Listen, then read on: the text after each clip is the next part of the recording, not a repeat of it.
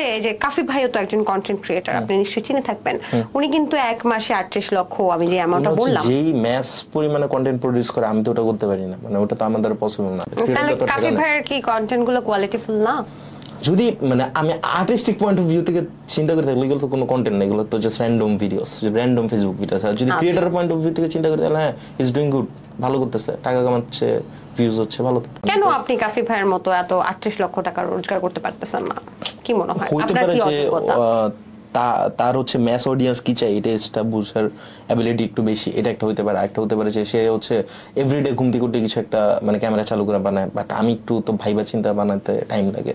So যেমন আমার last যে 2টা কন্টেন্ট গেছে, 2টা বানাতে আমার ধরেন একটা ভিডিওর পিছনে 15 দিন থেকে 20 দিন টাইম দেওয়া লাগছে, যেটা জঙ্গলি প্রমোশনাল ছিল, একটা বরবাদে ছিল। দুইটারই আমার এরকম মানে 2টা ভিডিওতে 2 মাস আমার লাইফ থেকে নাই। আপনাকে সত্যি আপনার বিষয়গুলো প্রশংসনীয়, বিকজ আমি এখন পর্যন্ত যত কন্টেন্ট ক্রিয়েটরকে দেখছি, যেহেতু আমি এই লাইনে কাজ করছি, তত কন্টেন্ট ক্রিয়েটরের মধ্যে আপনি যে নতুন ধরনের কন্টেন্ট গুলো বানাচ্ছেন, এগুলো কিন্তু আসলে একটা গুড ভাইব দিচ্ছে। অনেক ভালো লাগে।